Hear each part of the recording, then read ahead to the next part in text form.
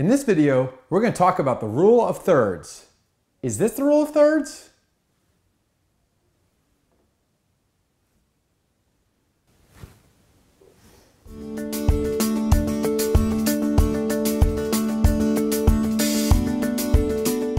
Hello and welcome to photographytv.com.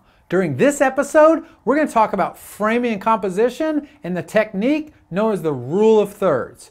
And so this is a great way to go from taking just ordinary snapshots to better photographs by learning and using the rule of thirds. So during this video, we're going to talk about what the rule of thirds is and show you a grid and how to think about it.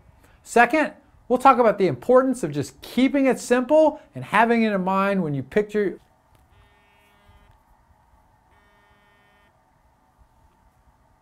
Hello. I am in the middle of recording a video. Okay. Love you. Bye. And then third, we'll show you some examples so you can really see the rule of thirds in action. So let's get started by showing you what the rule of thirds is by using this grid as the example. So this grid is an example of the size of a normal photograph. And I'll enlarge it, and you can see what it does. It actually breaks the photograph down to 3 different sections, both horizontally and vertically.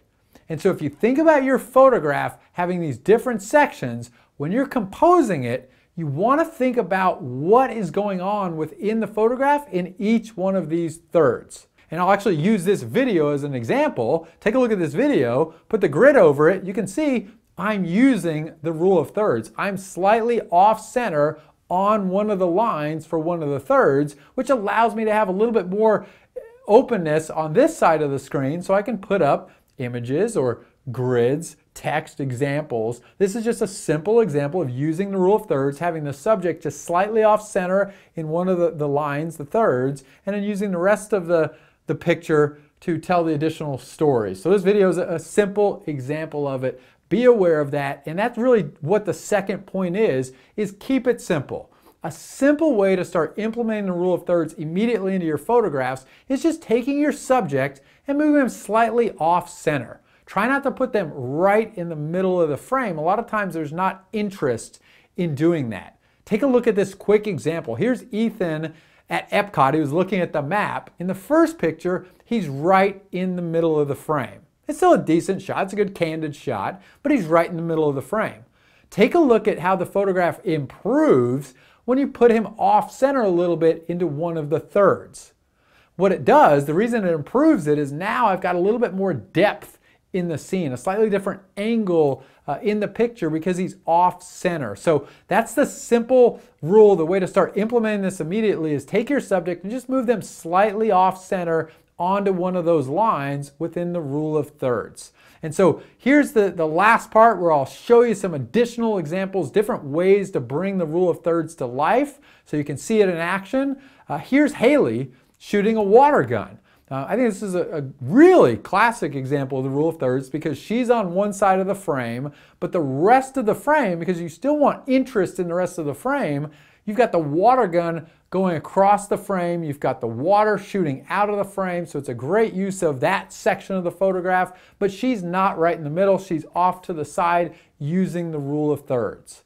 Here's another example, in this case, using the rule of thirds to actually have a few different subjects within the frame. So I was in California at the beach, here's a lifeguard tower, you can see the surfer, and the sun and the beach. Each one of them are using a third of the frame. I've almost got 3 different subjects in this frame using the rule of thirds. I've got the lifeguard tower, I've got the surfer, the sun and the beach, all using the rule of thirds. Having those different subjects really use the frame creates a really nice and interesting shot. And so those are a few examples, ways to bring it to life. Be aware of the grid. When you're composing your photographs, think about what are the different sections of the photograph and keep it simple. Move your subject off center, start by doing that, and you'll start to see some different perspectives and depth to your scene, which really adds that interest, and hopefully those examples brought it to life for you. So that's the concept known as the rule of thirds, and it's a great way to start improving your photography by bringing that to life, and keep it simple when you get started. So as a closing of this video, I'll ask you, If you want me to take a look at some of your pictures and critique them, whether it's the rule of thirds or other things, send me an email, paul@photographytv.com. I'd love to see your images. I'll put them on a video. I'll critique them for you.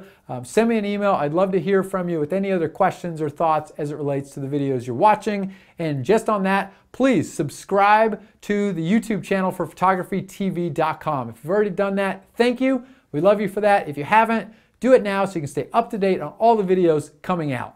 Thanks for watching this video on photographytv.com.